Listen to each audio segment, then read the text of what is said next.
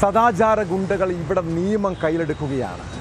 പട്ടാപ്പകൽ വാഹനത്തിൽ കയറ്റിക്കൊണ്ടുപോയി മർദ്ദനവും ക്രൂരമായ ആക്രമണവും അരങ്ങേറുന്നു.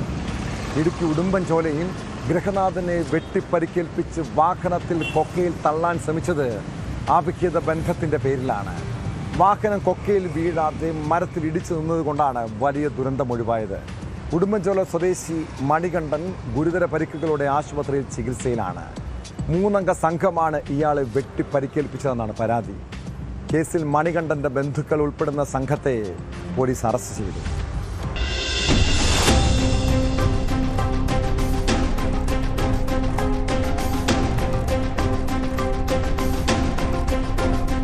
മണികണ്ഠന്റെ ബന്ധുക്കളും സഹോദരങ്ങളുമായ ഉടുമ്പൻചോല മാൻകുത്തിമേട് സ്വദേശികളായ മഹേഷ്, അശ്വിൻ, കൊച്ചറ സ്വദേശി നിതീഷ് കുമാർ എന്നിവരാണ് അറസ്റ്റിലായത്. ശനിയാഴ്ച പുലർച്ചെയോടെയാണ് ആക്രമണം.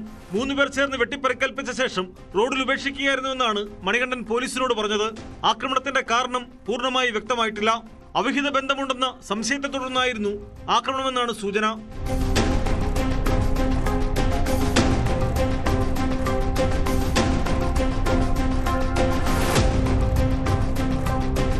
മണികണ്ഠന്റെ ഇടത് കൈക്കാണ് വെട്ടേറ്റത്.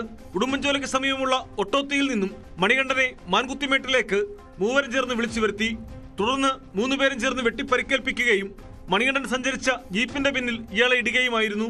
പിന്നീട് ഇതേ ജീപ്പിൽ തന്നെ തേവാരമേട്ടിന് സമീപമുള്ള ഇറക്കത്തിലെത്തിച്ച് വാഹനം ന്യൂട്രലാക്കിയ ശേഷം താഴേക്ക് തള്ളിവിട്ടു. കൊക്കയിലേക്ക് പോകാതെ വാഹനം മരത്തിലേക്ക് ഇടിച്ചു നിൽക്കുകയായിരുന്നു.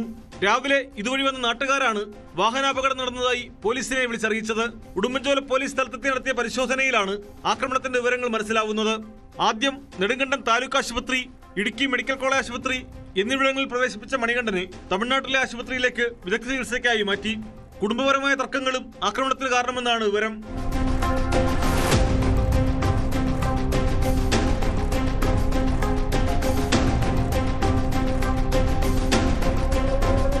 ന്യൂസ് 18 ഇടുക്കി. കൂടുതൽ വാർത്തകൾക്ക് news 18 Keralam YouTube channel subscribe ചെയ്യുക.